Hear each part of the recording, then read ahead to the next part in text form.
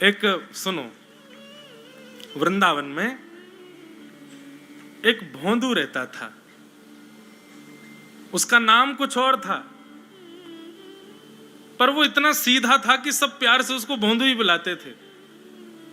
इतना सीधा था कि उसको यदि ये बोल दिया जाए कि सूरज यहां से उगा है तो वो वहीं देखता, अच्छा यहीं से उगा होगा। इतना सीधा, बुद्धि लगाता ही नहीं था कहीं भी।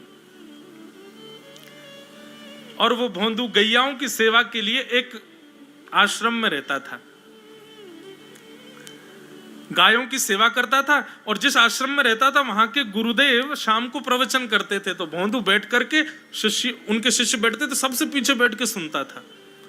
अब सब शिष्य तो केवल सुनते थे, लेकिन भोंदू को लगता था गुरुजी जो बोल रहे हैं ये बिल्कुल सत्य है, इसमें कोई झूठ नहीं है। एक दिन गुरुजी प्रवचन करते हुए बोले, यमुना के पल्ली पार भांडीर वन में ठाकुर जी गैया चराने आए। भांडीर वन का नाम सुनते भोंदू कान खड़े हो गए। बोले भांडीर वन तो मैं जाता हूं गैया लेके, मुझे तो कभी मिले नहीं वहां पे। अरे मुंह में ही कमी होगी, मुंह में ही सामर्थ्य नहीं होगी उनको देखवे कि मैं ही नहीं देख पाए होंगे, वो तो आते होंगे वहां पे, मुझे ना दिखे होंगे।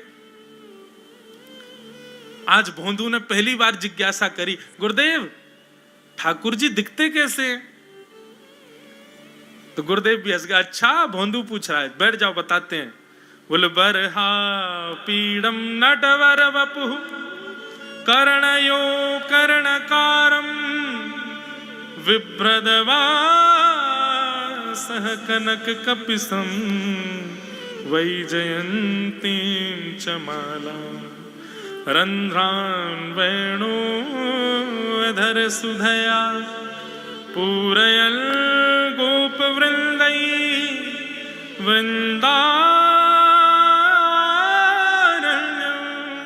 स्वपदरमणं प्राविशद गीत कीर्ति प्राविशद गीत कीर्ति।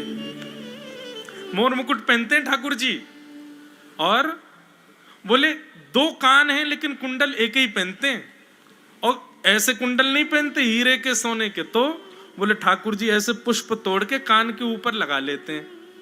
और बोले फिर बोले कभी ठाकुर जी इस कान में पहनते हैं, और कभी ठाकुर जी का मन भर जाता है तो यहां से निकाल के इस कान में पहन लेते हैं। दोनों कानों में एक ही कुंडल को फेर फेर के पहनते हैं। हमारे पूज्य नाना जी तो कहते, वो तो और सुंदर वर्णन करते, वे क्या कहते, बोले लाला कर्णयोः कर्णकारम। अब कान तो बहुवचन है और कुंडल एक वचन है, एक कुंडल दोनों कानन में कैसे?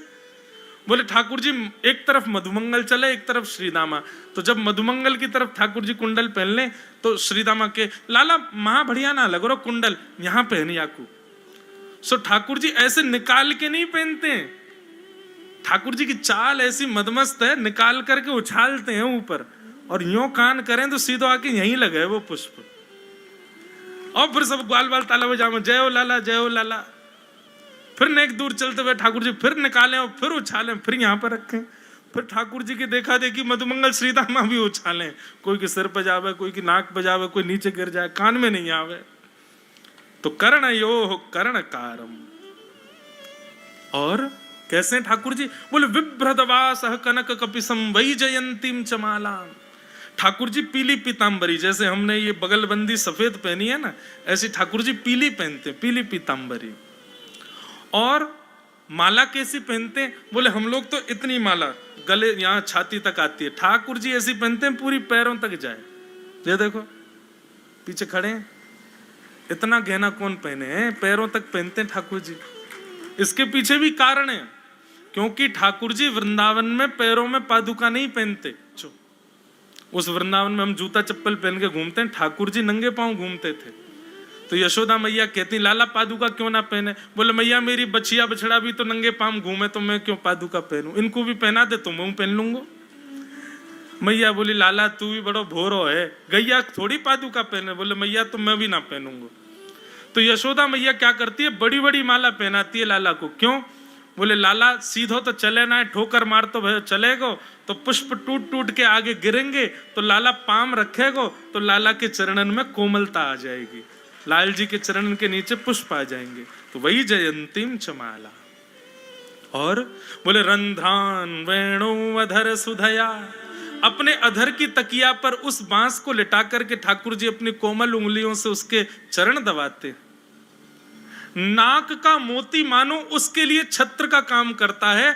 आंखों की पलकें वंशी बजाते समय जब खुलती हैं बंद होती हैं तो मानो दो दो दो दो सेवक अपने हाथ में पंखा लेकर के उस बांस की सेवा कर रहे हैं। क्यों?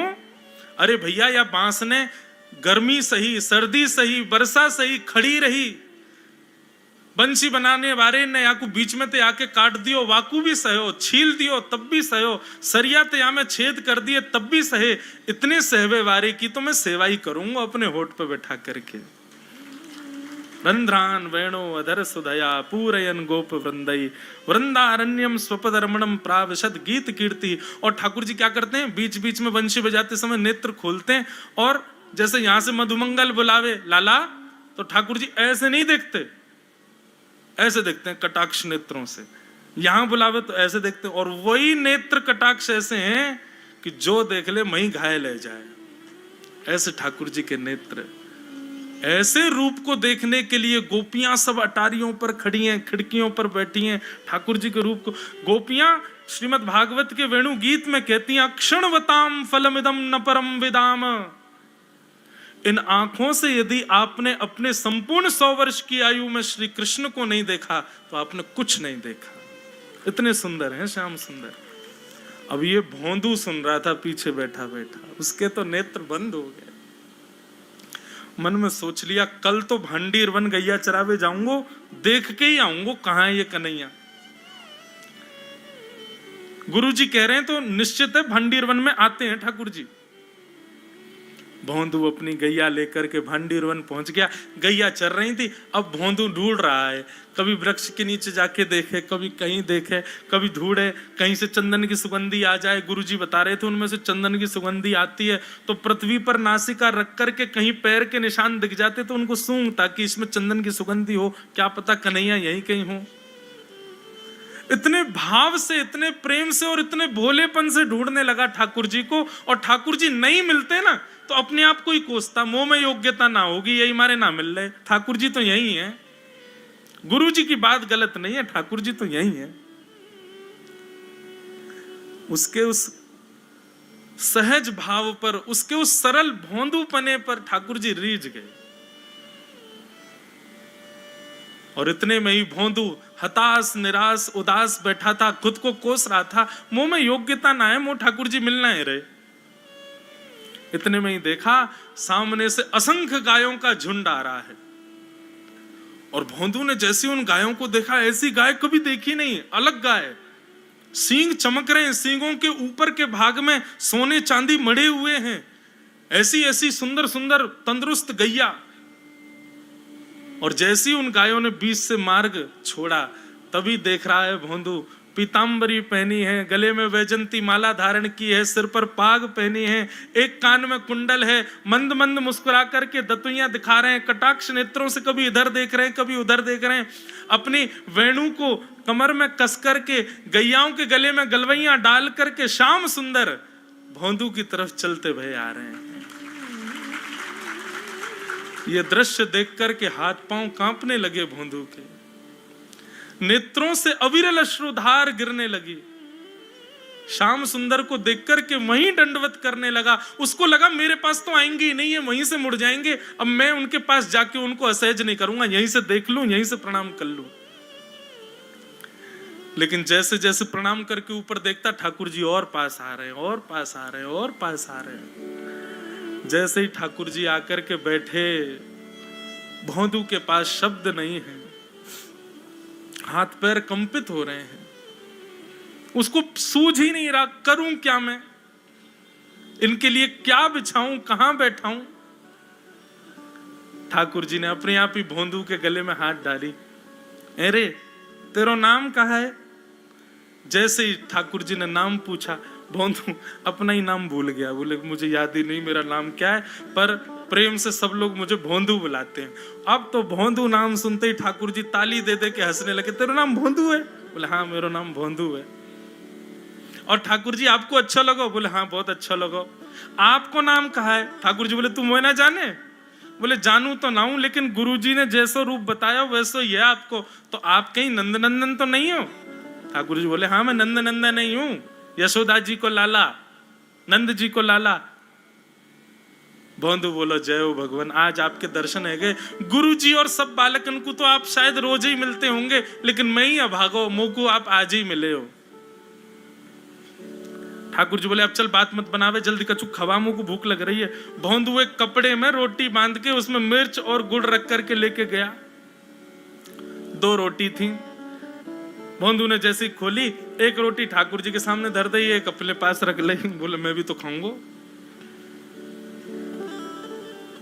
ठाकुर जी ने बढ़िया रोटी ऐसे घुमाई और प्रेम से गुड़ खामे और रोटी पान लगे प्रेम से। और ठाकुर जी तो चप चप करके नेक देर में पा गए। भोंदू तो भूल ही गए, मुंह खानो भी हो, ठाकुर जी को ही देख रहा है। ठाकुर जी बोले, और जोर की भूख लगी, ला अपनी रोटी दे दे।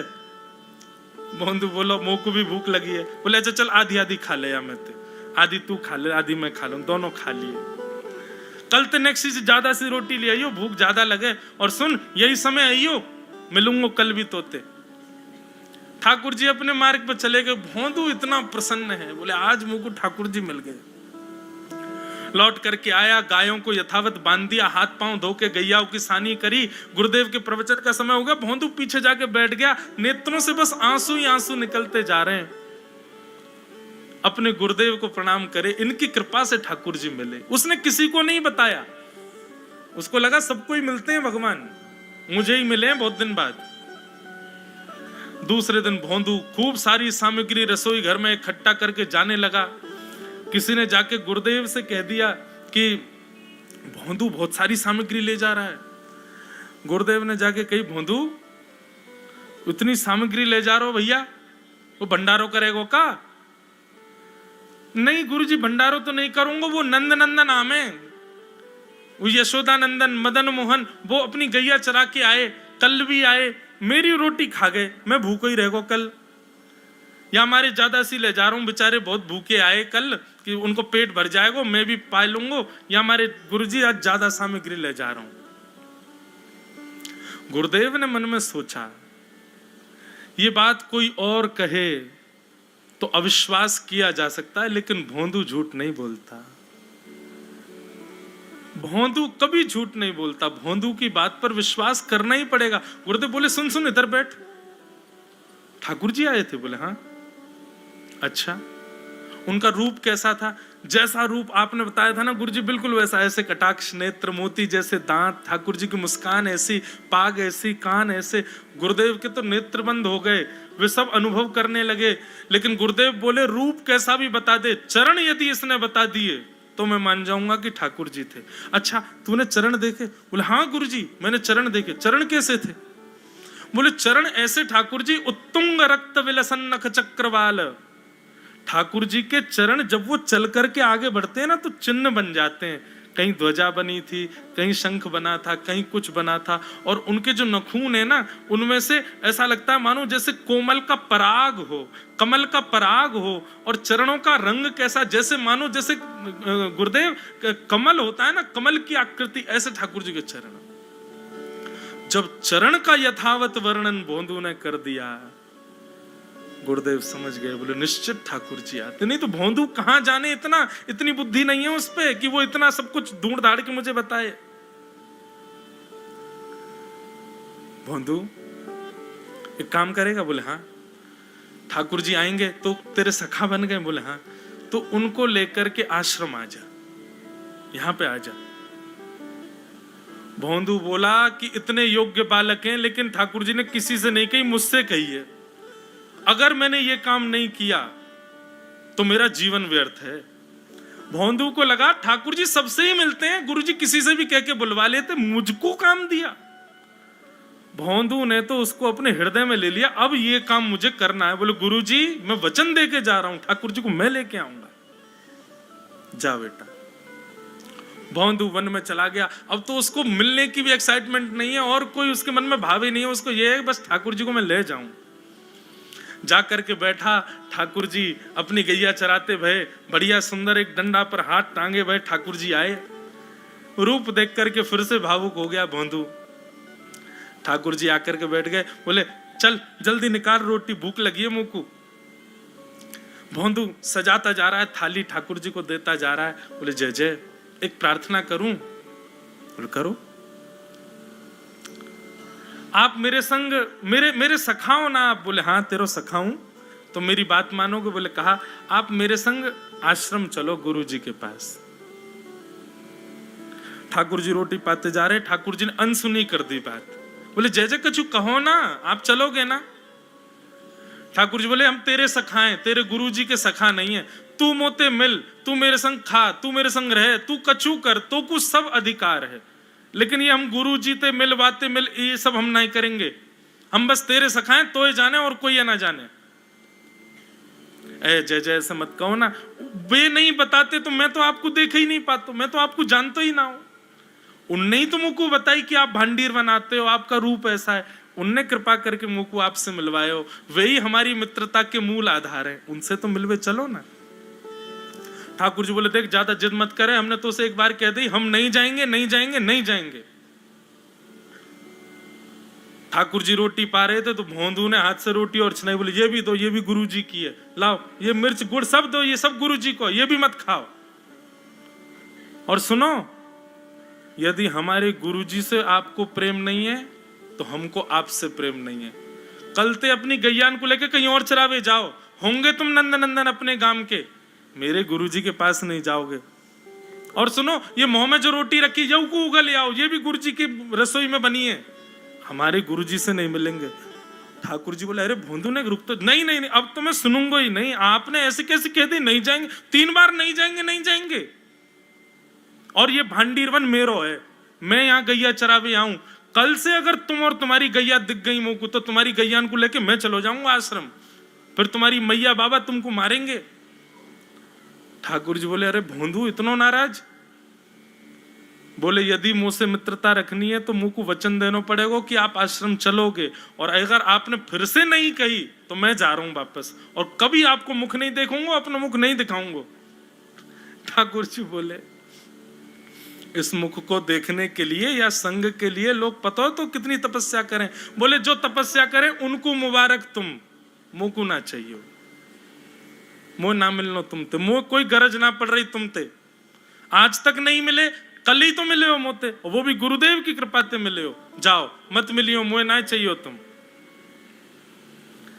ठाकुर जी बोले मैं तो ना जाऊंगा, मैं तो तेरे पास ही रहूंगा। बोले तुम मत जाओ मैं जा रहा हूं। बंधु ने अपनी सब सामान उठाए, गैया वैया उठाई, हाँकता हुआ गैयाओं को लेके जाने लगा वापस। ठाकुर जी के नेत्र सजल हो गए। भोंदू, ठाकुर जी पुकार रहे हैं भोंदू को,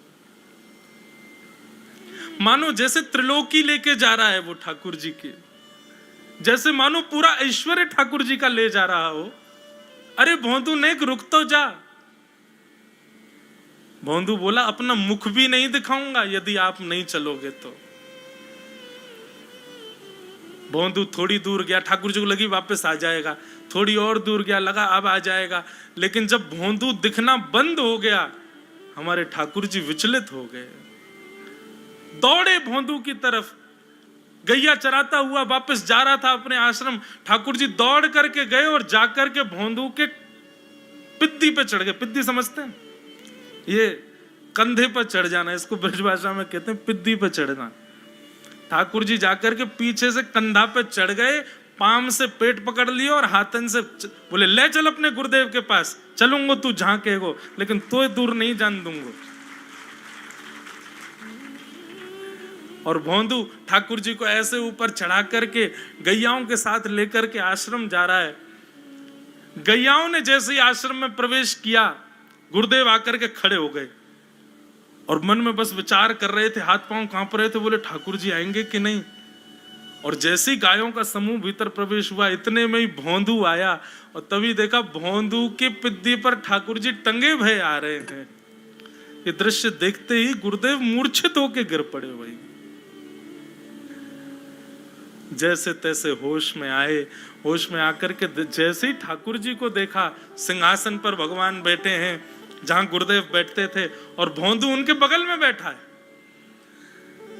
आज गुरुदेव ने जाकर के पहले भोंदू को प्रणाम किया, बोले जय हो, धन्य है तू, इतनी तपस्या की, इतना भजन किया, घर परिवार त्याग दिया, वैराग्य त्याग सब हमारे जीवन में, तब भी ठाकुर जी नहीं मिले।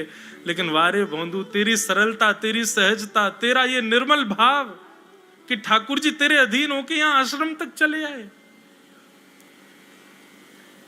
ये बंधुओं, ये मनगणंत कथा नहीं है, ये वास्तविक सत्य घटना है वृंदावन की। और ठाकुर जी सदा के लिए भोंदू के संग रहने लगे। और फिर कुछ समय बाद भोंदू गैया चराता हुआ भांडीर वन गया और फिर कभी लौट करके नहीं आया।